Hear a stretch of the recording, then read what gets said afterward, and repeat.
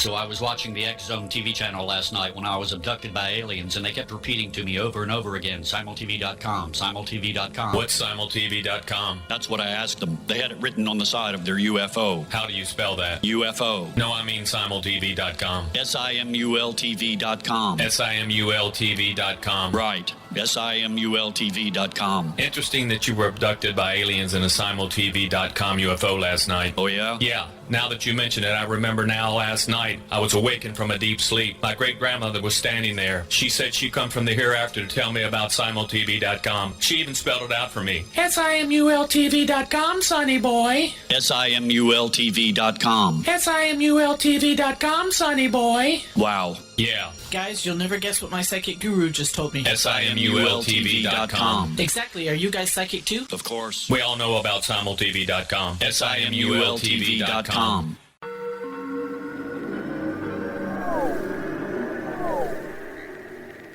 Roswell in the 21st century is a detailed re-examination of the Roswell UFO crash case. I have studied the evidence for more than 30 years, and I now put that evidence under a microscope in a cold case examination of the facts. These facts might not please everyone. They are based on my comprehensive investigation that took years to complete, but they do lead to the conclusion that whatever fell was not built on Earth. The best of Project Blue Book is based on the 22-year-long investigation conducted by the Air Force. But the book goes far beyond that, bringing in evidence that was uncovered long after Project Blue Book was ordered terminated. Using facts that were unavailable to the Air Force investigators, I was able to prove that the Air Force manipulated the data and drew unrealistic conclusions about the UFO sightings reported to them. My different perspective shows there was more to Project Blue Book than even the Air Force knew. Both books are available at Amazon.com. Join Patty Conklin and Healing Within Radio each week. More than entertainment, Healing Within offers educational, useful tools for everyday life. Listen for help overcoming fear, anxiety, and depression. Patty knows about eliminating cancer, MS, dementia, Parkinson's, and a host of illnesses that we face every day. Life can be good. Life is good. All you need are simple tools to start changing your life. Start right now by visiting pattyconklin.com, PATTICONKLIN. No matter where you are in the world, you can work with Patty through Skype, phone, or in person, visiting one of her retreats in Georgia. Visit pattyconklin.com today or call our offices at 404-474-0086. That's pattyconklin.com or call 404-474-0086.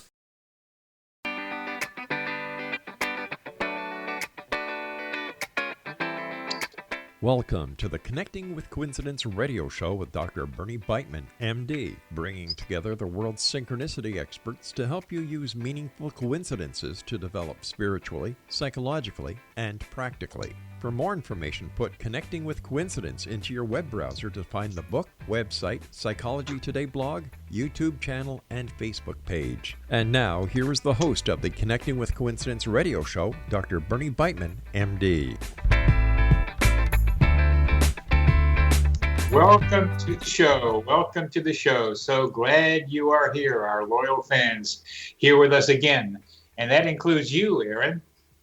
We are looking into all aspects of coincidences with people from around the world. In case you didn't know it, I'm a medical doctor and a particular kind. I'm a psychiatrist. And my guest today is another psychiatrist who is also interested in coincidences.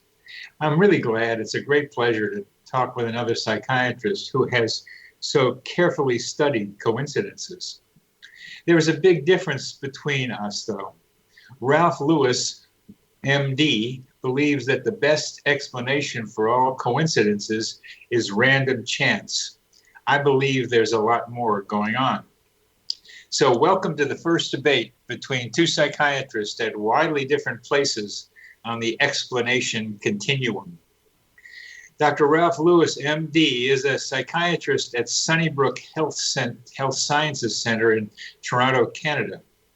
He's an assistant professor in the Department of Psychiatry at the University of Toronto and a psycho-oncology consultant at the Odette Cancer Centre in Toronto.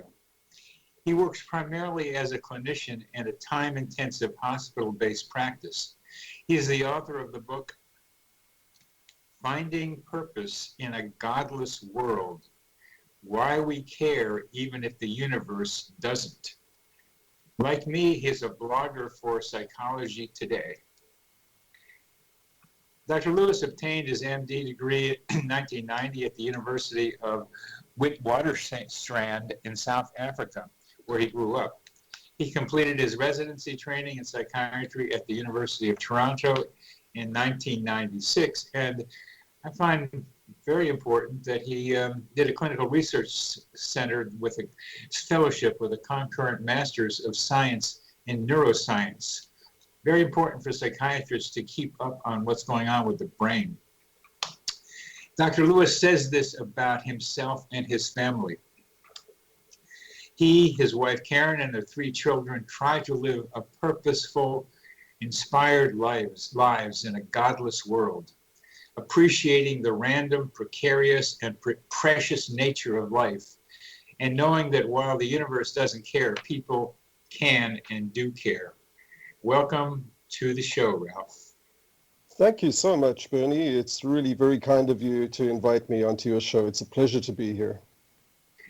Well, thank you for being here. And you have a view of the universe and our current reality that is not shared by a lot of my listeners. But there are some, like a very good friend of mine, who really likes the way you think about it because she shares some of your same beliefs. But I'm curious, first of all, how did it happen that you came to write the lead article in Psychology Today of the April 2020 issue? How did that happen that Psychology Today asked you to do that, or you got to do that? Actually, I was as surprised as you. I was contacted directly by the deputy editor who asked to speak with me on the phone. She and I had corresponded around editing issues with my blogs, and she told me that their editorial team really liked my blogs and was hoping that I could write a long-form print article. Some friends of mine thought when they saw the cover of that issue, thought that I had written that article. I also have a blog too, and some of them thought that perhaps the editors of Psychology Today wanted to make sure that their audience had the perspective they wanted to present about coincidences, as opposed to the one I'm presenting, and that you represented what they wanted to be able for their audience to hear. I really have no idea, other than that I hope and think, like any reputable magazine, that they try to promote a diversity of opinion. But frankly, I too would have expected the article to have been written by you, because you've done extensive work into coincidences. So I was very humbled by the invitation. Yeah, I really liked that they did it, that they asked you to do it, because they asked someone to do it. And I appreciate your comment about my work, because I've been doing this for like quite a long time. I started doing research with it, with coincidences in 2006 at the University of Missouri, and I've been chewing away at this ever since. But that they thought it was a subject worth talking about, presenting as a lead article, is what I like most about it. Yes. Yeah, so again, I have no idea what factors into editorial decisions. I've certainly not done the extensive research that you have into coincidences, and it's only been one of many of my foci. I do like to think, though, and I do take care to ensure that the views that I'm expressing in my blogs and in that article do represent the mainstream scientific consensus. So, again, with all humility, because I myself am not a researcher, an experimental psychiatrist or psychologist. I'm a clinician, but I am meticulous about making sure that whatever I express in my blogs, to the best of my ability, does represent mainstream scientific consensus. Very well said, because I think that's what you are doing. Very mainstream scientific consensus. And that consensus has led you to strongly support the idea that we live in a random universe. And I'd like to hear how you've gotten that conclusion from what you have read about it from mainstream science. Well, so I will say that while I'm not by profession a researcher, I'm a clinician once again. I do read extensively, and I do take care to read the most reputable and once again mainstream scientific sources. So my understanding of the scientific consensus is that there is a convergence of evidence from disparate scientific fields that has been coalescing in recent decades that has reached a fairly confident, never 100% certain, but fairly confident understanding of how the universe and everything within it, including, of course, living creatures, including us, including our consciousness, all of this astoundingly and counterintuitively could have formed in an entirely spontaneous and unguided manner right from the very beginning, which is still, of course, not well understood, but right from the origin of the universe all the way to the present state of complexity of the universe, including us, including our consciousness. But of course, science does not profess to know everything with certainty. Science doesn't even come close to having all the answers. There are varying degrees of confidence with which science asserts different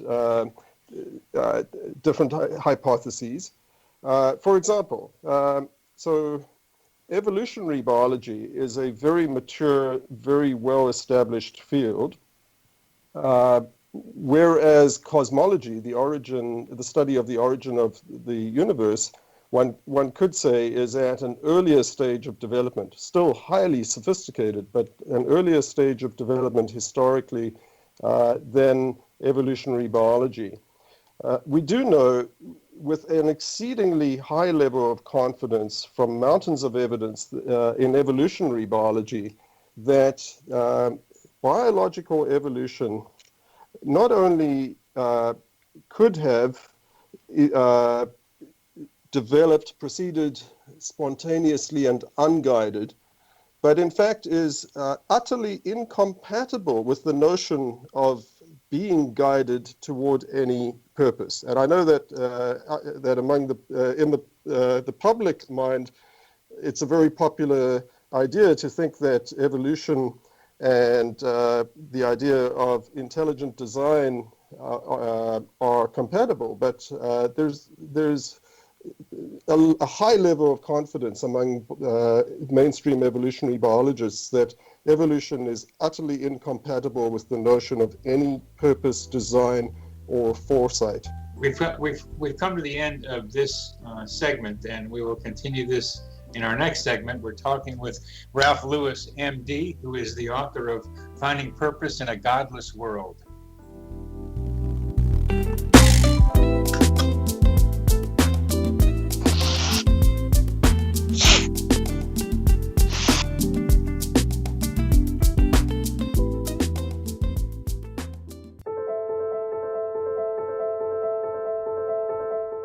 Are you looking for psychic services that empower as well as provide accurate information? Jenny is a third-generation psychic with extensive esoteric training. A practicing professional intuitive for over 30 years, her accuracy is astounding. While most psychics can read what will happen to you if you don't change directions, Jenny understands the future is subjective. While there is a river of time we all traverse, that river has many waves, eddies, currents, and tributaries from which to choose. With Jenny as your guide, you can explore the many possible outcomes in the river of time and navigate your course to the one of your liking. Take control of your future. Book your life-changing session with Jenny today at www.gen-e.net. That's www.gen-e.net.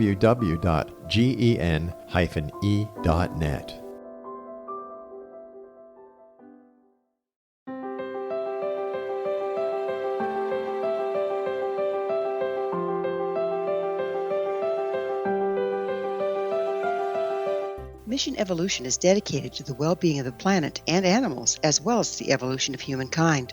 One major factor threatening all three is increasing toxicity. Heavy metals and other environmental toxins are poisoning our bodies, deteriorating our brains, blocking our spiritual connection, and shortening our lives. Yet these poisons are extremely difficult to remove.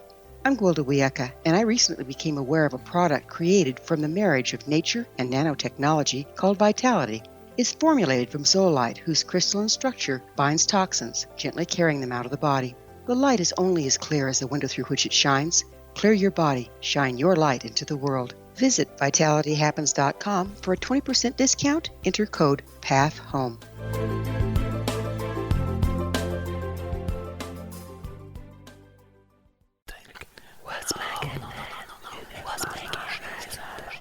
In the mid-1990s, I was approached by a young woman who believed she'd been abducted by alien creatures. In conversations, I began a journey that took me not into the world of interstellar travel, but back through time into past lives. Under hypnotic regression administered by a professional rather than describing abduction, Jenny, as she is called, begins to tell a tale of horror in 19th century London. Her unbelievable past life seems to connect with Jack the Ripper and other monsters of the past. Throughout the session, Jenny provides a rich detail of her past lives that links some of the most horrific killers in history to one another. Using the resources of a university library in the pre-internet's day, I was able to verify some of Jenny's claims. She has knowledge that wasn't readily available to a suburban housewife. Does this prove the reality of her tales? Conversations attempts to answer that and other provocative questions. Conversations is available at Amazon.com.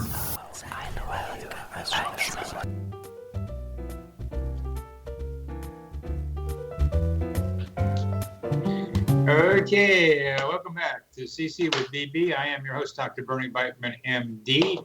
We're talking to Dr. Ralph Lewis, a psychiatrist like me, about coincidences and about how the universe came about. And Dr. Lewis has read a lot. He's really smart and has put things together and speaks well and is able to discuss the findings of mainstream science in a very clear way.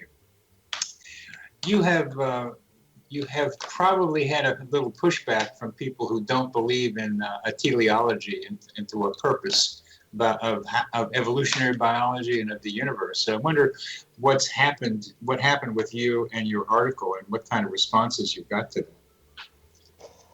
Sorry, just to ensure I'm understanding correctly, I think what you're saying is pushback against my saying that evolution is not teleological. And just to define for the sake of your listeners, although many people do understand the term, teleology is the idea that things happen for a reason towards some purpose, towards some goal. And what I was saying before the break is that it's a popular notion that evolution is true. Yes, most of the public do accept that, but they somehow think that it is guided towards some ultimate purpose, some goal, guided in some intelligent way by some kind of designer, some sort of supernatural force.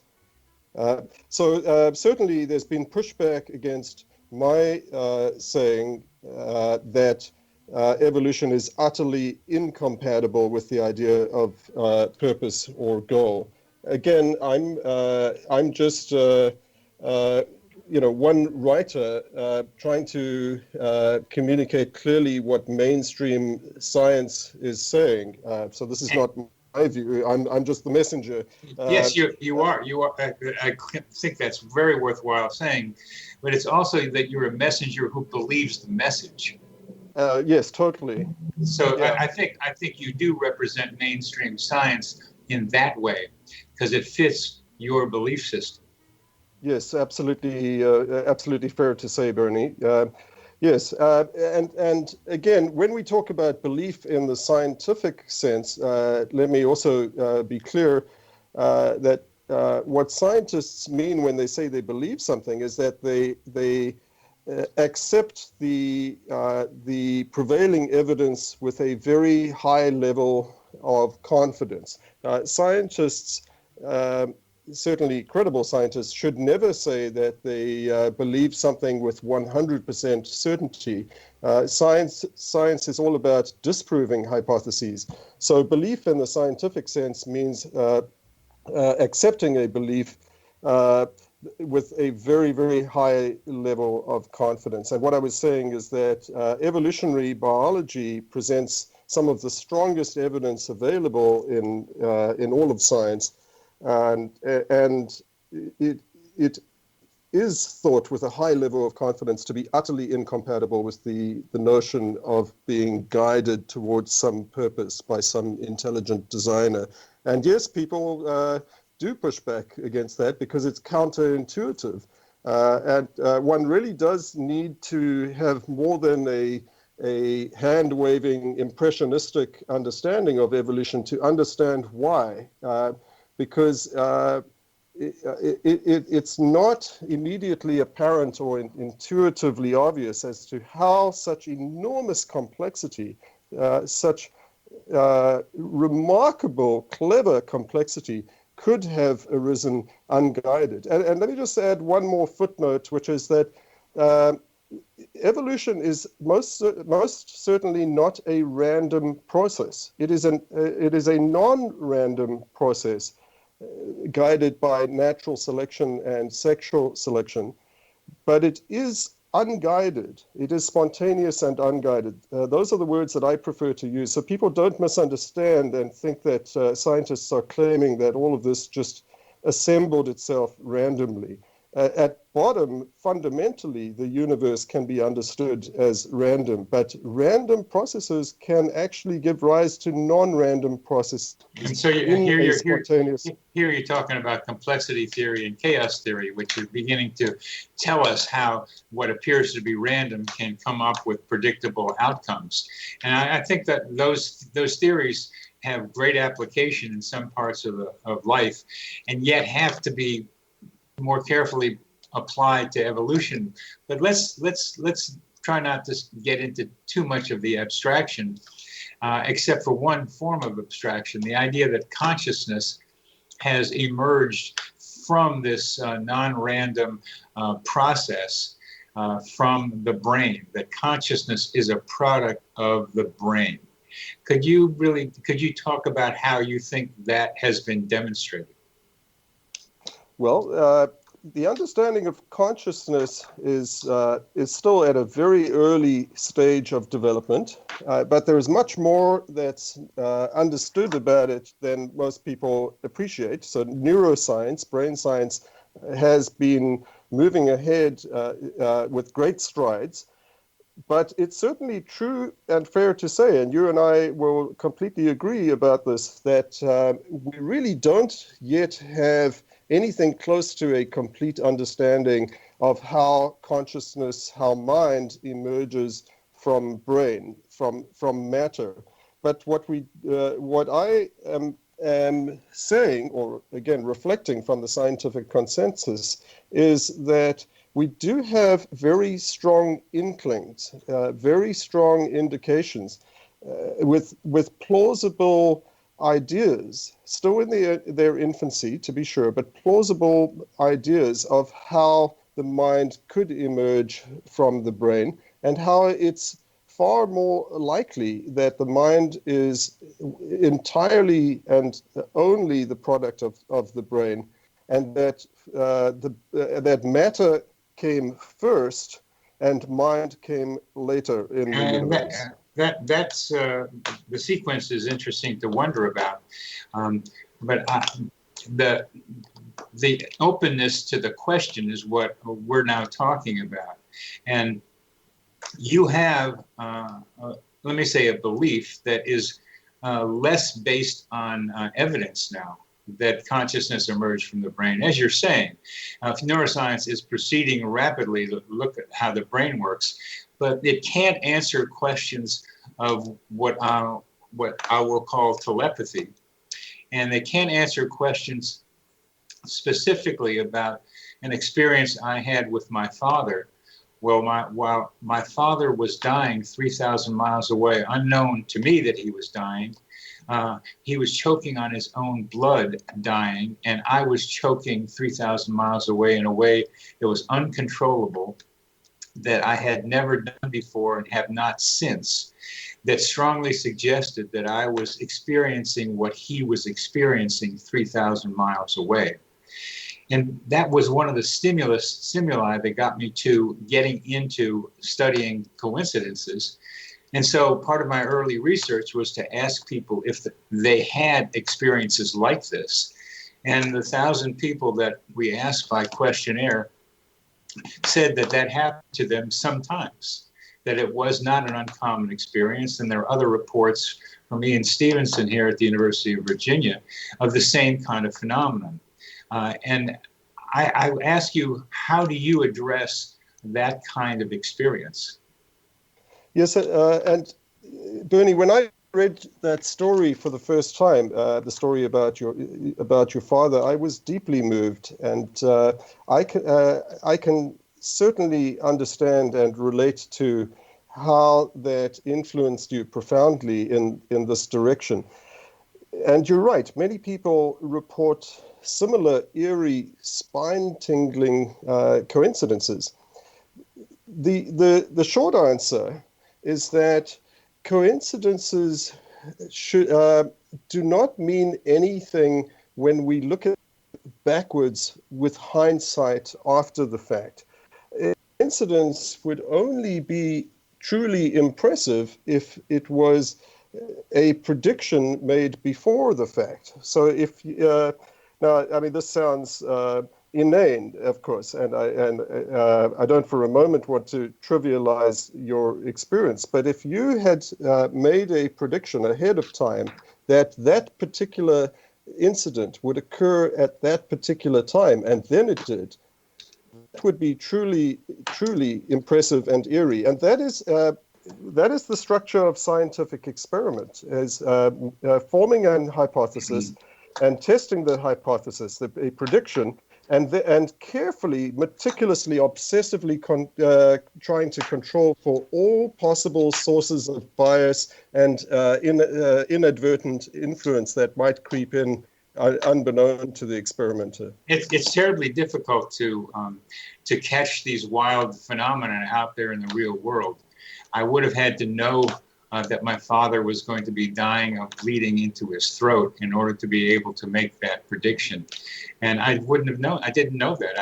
The people who were taking care of him didn't know that he was even close to death at the time. So it would have been a difficult prediction to make.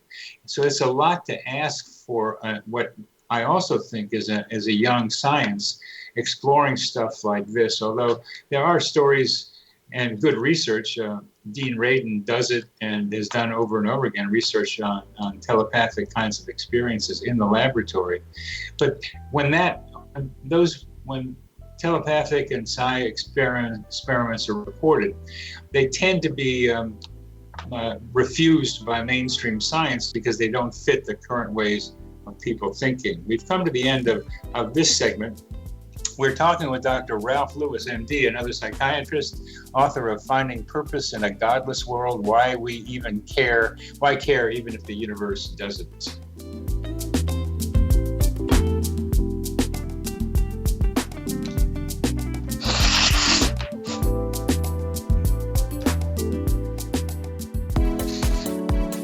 How would your life change if you could develop the business and personal skills that you need in order to make more money? Do you want to learn how to achieve your big life goals faster? Then go to findhiddenmoney.com and get the Goal for It online course. The course teaches you how you can set and achieve your biggest goals while completely overcoming the roadblocks to your goals so that you can realize your dreams and imagine more success. Go to findhiddenmoney.com.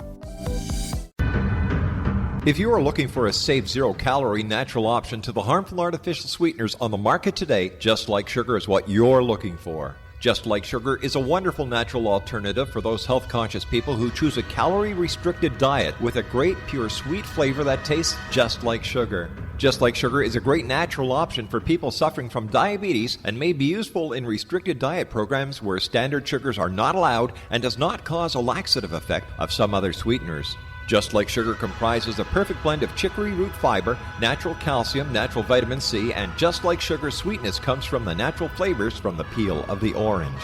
Just Like Sugar is a natural alternative to harmful artificial sweeteners and will change the way that you believe all natural sweetener products taste. Just Like Sugar is available at your local Whole Foods markets, Wild Oats markets, Henry's, Sun Harvest, and many other fine natural food stores in the U.S., Canada, and worldwide. Audience. If you have seen a UFO, had a close encounter, seen a ghost, Bigfoot, lake monster, or a story that you would like to share or have investigated, contact me, Rob McConnell, by sending me your email to xzone@xzoneradiotv.com, or you can call toll-free 1-800-610-7035, extension 143, and on Skype, X-Zone Radio TV. For more information on the X-Zone Radio TV show with yours truly, Rob McConnell, visit www.xzoneradiotv.com or www.xzonetvchannel.com or simultv.com and xzbn.net. Until next we meet here in the X-Zone from our broadcast center and studios in Hamilton, Ontario, Canada, always remember, X-Zone Nation, keep your eyes to the sky and your heart in the light.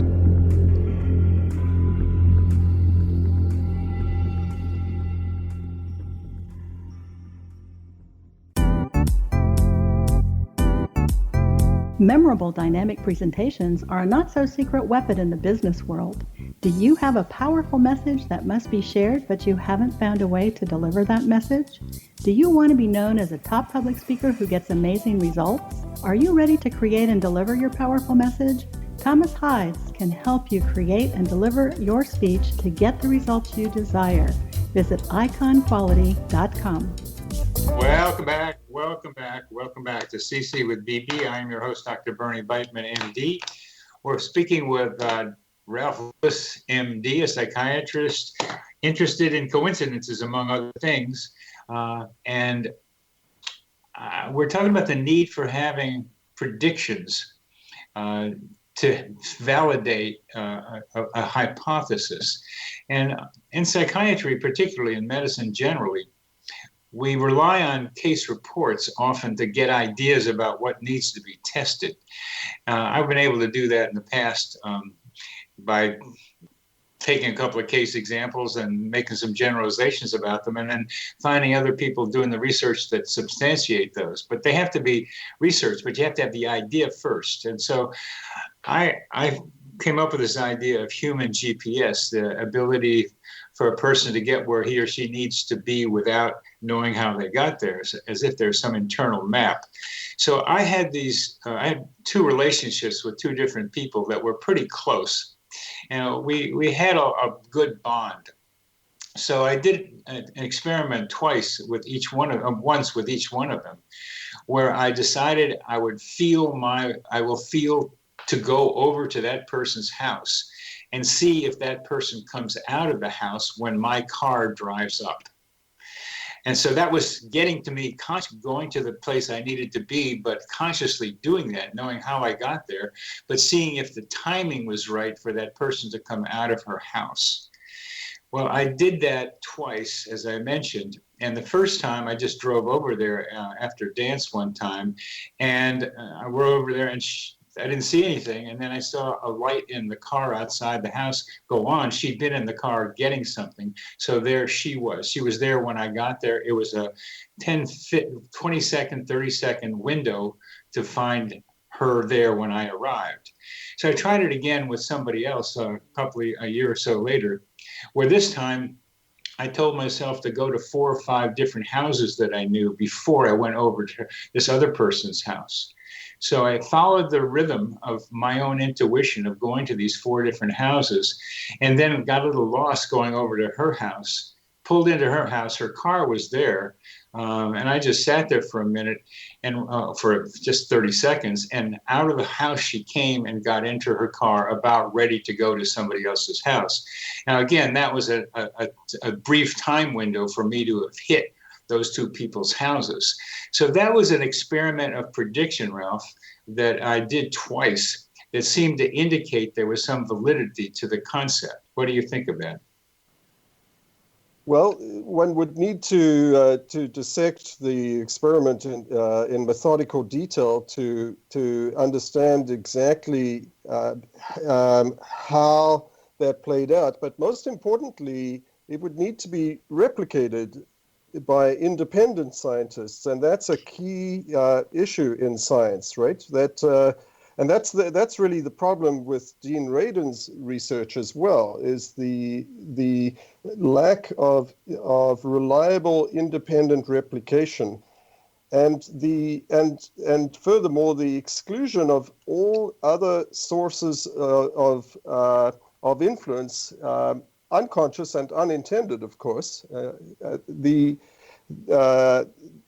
Ralph, I don't think I think we can hold it right there, because what you're demonstrating so clearly is that it's very easy for mainstream science, as you are excellently representing, to come up with concerns and criticisms of almost anything that is outside what I'll say is the belief system of mainstream science. And I'm going to ask for your agreement here, but not necessarily expect it. But what you're saying gets us to an asymptotic place, a place of getting to the end of stuff where you still come up with the same conclusion, where I don't have the reference, but it was a review of a paper that had some parapsychological ideas in it, where the reviewer said, yes, the methodology was very good, the statistical analysis was excellent, that the conclusions that were drawn from the methodology and the statistics were accurate and were reliable. But I reject the paper because I don't believe its conclusion. So, Bernie, I would completely agree with you. If that was written the way that you've just quoted it, that is a very unscientific critique of a paper. Scientists should never be rejecting other research just on the basis that it disagrees with their belief. But I will disagree with you about science's resistance to new ideas. Science has been revolutionized many times by new ideas when the evidence was strong and methodical and replicated. And you know, if your ideas are in fact reliably replicated, or if Dean Radin's ideas are reliably replicated, we're talking about a potential Nobel Prize. I mean, you could get the Nobel Prize if your research is reliably and independently validated, because this would be the most exciting revolutionary breakthrough in all of science. And scientists are always highly motivated to try to overturn conventional orthodoxy. It's a difficult process for a very simple reason. The funding sources will not pay for research like this. The funding sources will pay for research that continues to support the current mainstream scientific way of looking at things. I don't know if I've been on NIH review committees, and I know people who have been on them. And just in psychotherapy,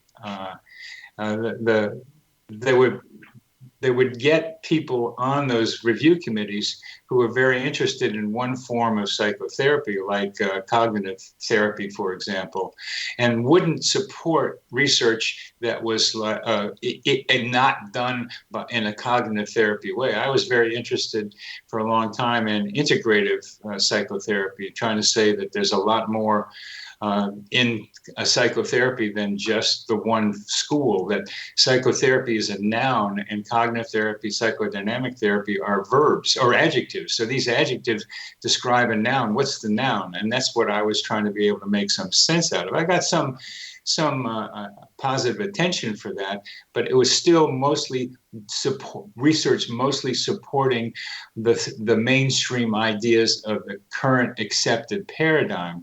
And so what you're talking about is a very, very abstractly wonderful idea, but the funding sources won't pay for it. Well, I'm not sure about that. In general, though, science is all about trying to achieve breakthroughs, and so if anyone was able to pursue this kind of research and demonstrate it reliably, would be very, very exciting and highly motivating. Scientists are very, very motivated to try to. I agree with you about scientists, and I am a scientist, and I'm highly motivated about coincidences. I'm talking about your requirement of reliable research, that it takes a lot of money to do the kind of research on what I just described as human GPS. It takes a lot of money and person power to be able to put together the ideas that I just described in a systematically well-researched way. I did what you required earlier on to make a prediction about my father. I gave you an example where I made two predictions, not just one, but two. And then it came out to be what I predicted it might be. And yet what you did was go on and say it needed more study. Of course it did. But I was answering your question about prediction, and you could not accept what I said, even though I gave you a study, my own, that fit the requirement that you have. I think that's a slippery way of thinking, Ralph. Well, okay, but Bernie, here's another question. What let's assume that your whole theory is correct. What would the mechanism be? How would you explain how this occurs in ways that are compatible with pretty much the entire body of scientific knowledge? So it's one thing to overturn a prevailing orthodoxy in science, but the implication of what you're saying, if what you're saying was correct, it would actually overturn all of science pretty much for the last 4 centuries. We'd have to start over, because everything that has been established and all of the highly reliably, confidently validated data would have to be wrong, because it's completely and utterly incompatible with what you're proposing. I don't think so. I think what I'm describing is compatible. I'm not a big revolutionary in that sense. I'm a continuum guy, stretching the ideas of science. We're coming near the end of this, but as a partial answer to your question, how to explain it, I ran across grid cells in the hippocampus, the CA3 area of the hippocampus, and place cells as a way of knowing a creature's capacity to know where he or she is in a 3-dimensional surroundings. And that became a way of understanding human GPS. Well, we can go to that in the next segment. We're talking with Dr. Ralph Lewis, MD, who is the author of Finding Purpose in a Godless World, Why We Care Even If the Universe Doesn't.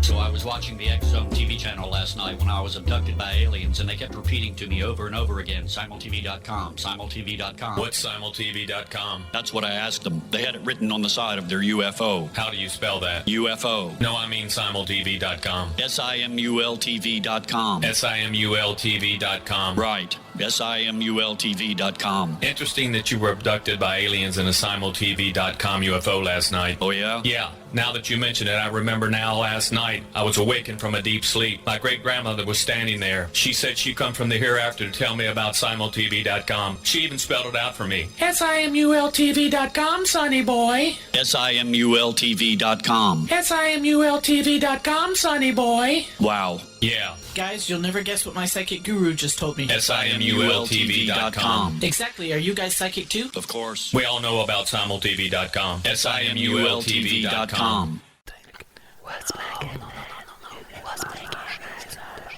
In the mid-1990s, I was approached by a young woman who believed she'd been abducted by alien creatures. In conversations, I began a journey that took me not into the world of interstellar travel, but back through time into past lives. Under hypnotic regression administered by a professional rather than describing abduction, Jenny, as she is called, begins to tell a tale of horror in 19th century London. Her unbelievable past life seems to connect with Jack the Ripper and other monsters of the past. Throughout the session, Jenny provides a rich detail of her past lives that links some of the most horrific killers in history to one another. Using the resources of a university library in the pre-internet's day, I was able to verify some of Jenny's claims. She has knowledge that wasn't readily available to a suburban housewife. Does this prove the reality of her tales? Conversations attempts to answer that and other provocative questions. Conversations is available at Amazon.com.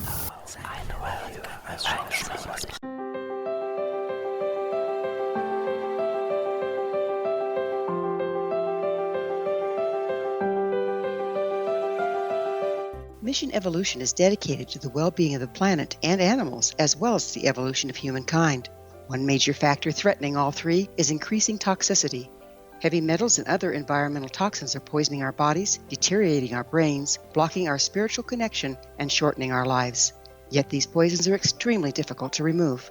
I'm Gwilda Wiyaka, and I recently became aware of a product created from the marriage of nature and nanotechnology called Vitality.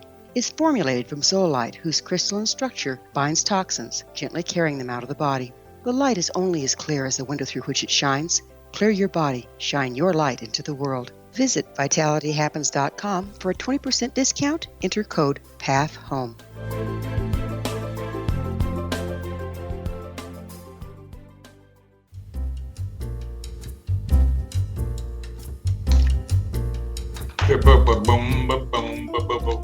Having a good time here talking with Dr. Ralph Lewis about finding purpose in a godless world. And particularly, Ralph asked me a very important question about how do I begin to have a theory about how human GPS might work.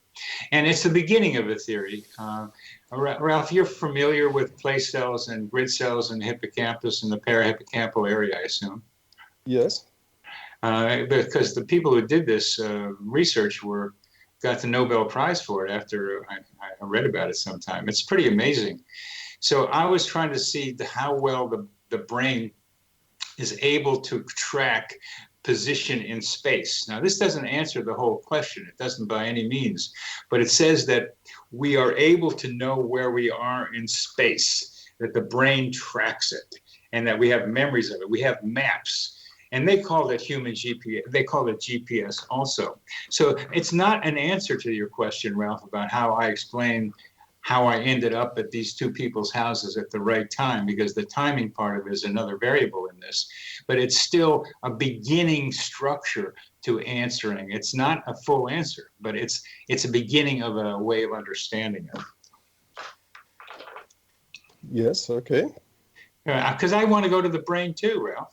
I mean, I want to see how mind and brain are interacting with each other, because you and I in psychiatry are in the mind-brain profession. Absolutely. We give pills that change the mind. We do psychotherapy, which changes the brain, each of which has been clearly demonstrated with neuroscience research. So I've been fascinated with how mind and brain interact for a long time, and so have a lot of philosophers. How do mind and brain interact? And that question is at the heart of what we do as clinicians, even though we don't think about it all the time. So I want to know, and coincidences become a way for me to understand it. That's part of the way I got into it. So what is your understanding of how mind and brain interact with each other these days? Well, the mind is simply what the brain does. The mind is the product of the brain and nothing but the brain. There is absolutely not a single aspect of mind or personality or the self or consciousness that is not utterly dependent on the material brain. We don't know yet how consciousness emerges from the brain. We don't understand the mechanism, but we do know that it is 100% dependent and correlates exactly with the material brain. And what do you do about people who have near-death experiences where the brain is not functional? Well, those have been completely debunked. There is no credible evidence for any of that. There are beliefs, but there is no reliable evidence for that. And for that matter, there is no reliable, independently replicated evidence for any paranormal phenomena. Well, it's a selective bias, but I don't want to get into that. I sent you a book, I think, Beyond Physicalism. Did you get a chance to look at that? Yes. Well, actually, Beyond Physicalism was the book you were going to send me. That was the sequel to the book you did send me, which was Irreducible Mind. Yes, Irreducible Mind. Yeah. So, of course, I have not been able to read that book. 800 pages of it. Oh, yeah. I've been very busy clinically during COVID. But I did look at it, and I looked at reviews of it, and I understand the points that the authors are very valiantly trying to make. Well, okay, I think it's so useful for us to be talking like this for our audience, because we clearly differ in what we think is true about reality, and you base it on very, very well-read scientific ideas that you have gone through and digested. And I respect you for that, for having really filtered in your reading the way mainstream science thinks. But it's a belief that you have, and a belief that I don't know where you got it, but one that is supported by what you read. That one of the things that I've come to see as a therapist, not even trying to talk about parapsychological things, as a therapist, is it's not that it's believing is seeing. It's not just seeing is believing. Seeing is believing may give us more information about what's happening, but a lot of what we do is believe and then see what we want to see. And I agree. And I see, and you agree with that. Yeah, I've actually written about that and used that exact phrase, believing is seeing, in at least a couple of my blogs. Yes, I do agree. And where are you applying that, Ralph? Well, I think you and I understand this in similar ways, that we form hypotheses in our minds. It's an important way in which the brain operates, right? The brain, in fact, it's the very definition of belief, I think, right? That the brain forms expectations of what will happen next. And then we tend to see patterns that confirm our initial hypothesis. And it's actually quite energy consuming for the brain, because the brain is a physical organ that requires energy. It's energy consuming, in other words, costly, to overturn a belief, to overturn an hypothesis. So generally, the brain seeks confirmation, but only in the face of strong evidence to the contrary will the brain invest the energy and time to reformulate its initial expectations, its initial hypothesis. And I have a belief based on my experiences, that mainstream science has a lot of holes in it that need to be changed, not radically, but modified. And they're based on my experiences. So my belief is that there is more to be done, and much in thinking about the way the world works than the mainstream science beliefs that you cherish. So I think that mainstream science would agree with you about the importance of challenging beliefs and about not investing in beliefs strongly in the first place. So this is the very reason for the scientific method, and this is the reason why science is geared towards disproving hypotheses far more than science is geared towards proving or confirming hypotheses. And science is very, very, very aware of the problems of confirmation bias and pattern seeking and all of the cognitive biases. And that's why scientists are obsessional, meticulous about trying to control for and remove those biases and really to remove subjectivity or to neutralize subjectivity and belief in the scientific method. Well, if we go along, we're getting near the end of our show, Ralph, but if we go along with the idea that believing is seeing, then that also applies to scientific experiments, that experiments are designed to confirm beliefs of the person doing the experiment. Well, I would say they're designed to disconfirm the beliefs, the hypotheses, or at least that's what good science should be doing.